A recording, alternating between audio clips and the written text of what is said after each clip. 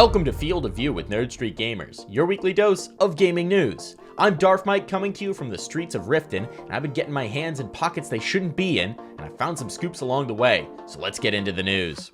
Now, we've already talked about Diablo 2 Resurrected, the remaster of the 21-year-old game, on this show before, but we just got a tasty piece of new information. If you happen to have your old save file, whether from 21 years ago or a more recent playthrough, you can plug it right into the new game and it'll pick up right where you left off all those years ago.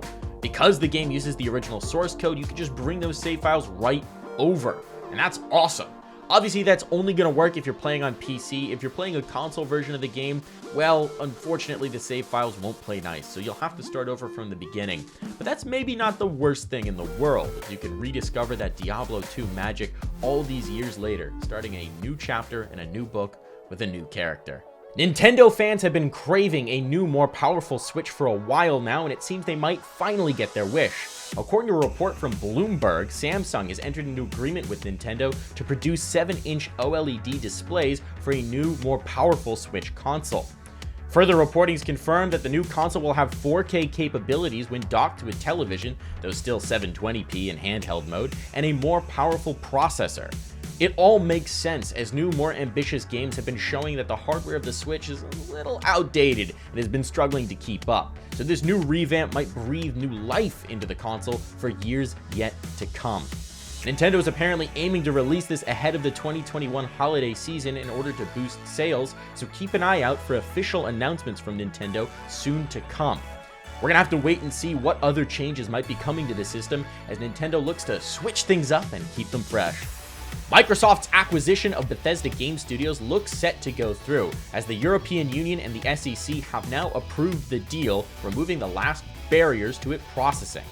Now, what does this mean for you as a consumer? Well, if you game on Xbox or PC, it's probably all gravy, as it should guarantee Bethesda titles for those platforms for all time to come.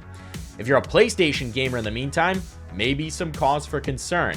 As while Microsoft has vowed not to mess with any console availability deals to this point, they've said nothing about the future, and you could find yourself locked out of future Fallout, Elder Scrolls, Wolfenstein, Doom titles.